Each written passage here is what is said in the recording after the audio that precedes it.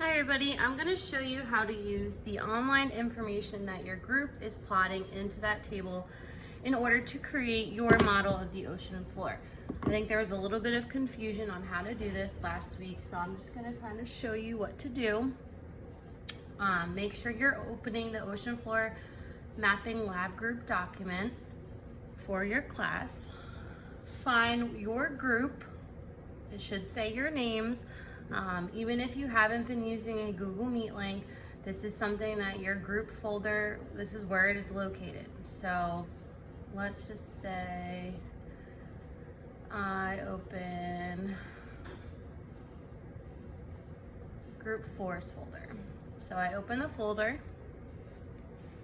It's gonna pull up a document. And in each of these different boxes, it's going to have a number. This number represents how far down this metal rod was able to go into this box. Okay, so for each different hole in the box, that represents one of these different sections in the table. So if I stick the rod in for row 2, hole 4, they had 6 centimeters, and that's what I got for 6 centimeters. Okay, so you're using this information that they're recording in this table to create your ocean floor model, and I'm going to show you how to do that, because even if you're a little bit behind, it's easy to catch up. Okay, so you start, let's say this is row 2 now. So we're looking at row 2. The first section, the first hole went down 10 centimeters. So you're gonna make your little circle at 10 centimeters. Actually, the next 3 are all at 10 centimeters. Hole 3 went down 8.5, so that's in the middle.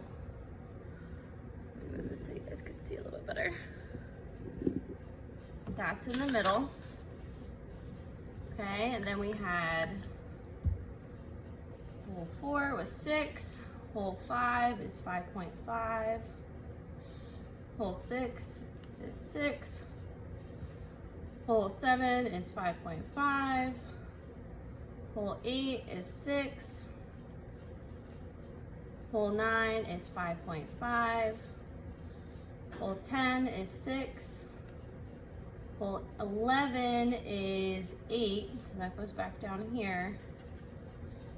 Hole 12 is 8. Hole 13 is 9. Hole 14 is 9.5, and then hole 15 is 10. So then once you have that all plotted, you're gonna take your pencil. I like to use a marker just so that everybody in my class can kind of see a little bit clearly when I'm recording. Okay, and then I just trace it out, okay? So then once you have it traced out, it says to fold along the dotted line. You just have to cut along this dotted line right here.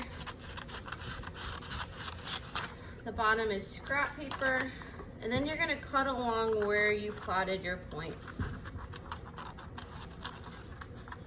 So I technically don't even need to see them measuring my boxes out. I just need to know this information so I can create my model of the ocean floor. So if you feel like you're a little bit behind today, try to catch up with what they have recorded on the paper here, on the online document.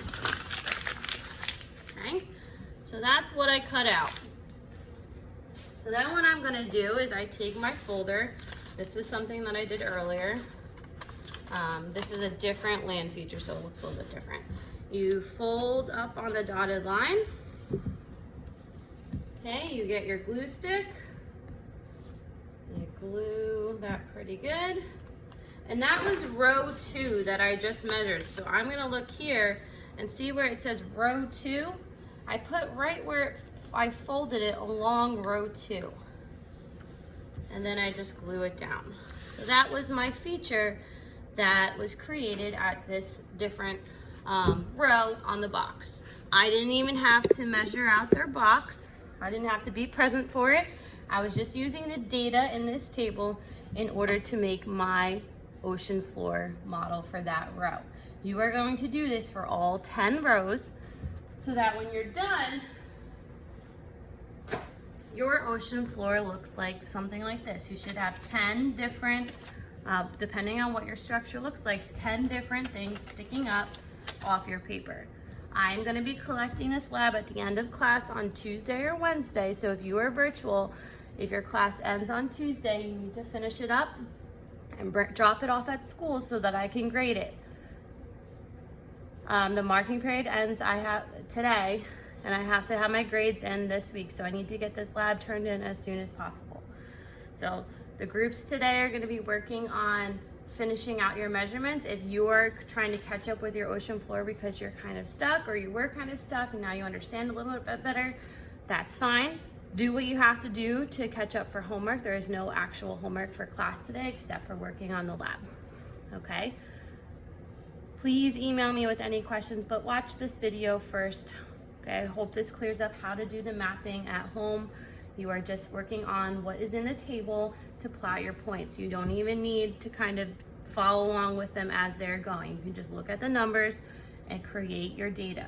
Each row, you're using a different sheet of this paper. Okay, email me with any questions. Thanks, guys.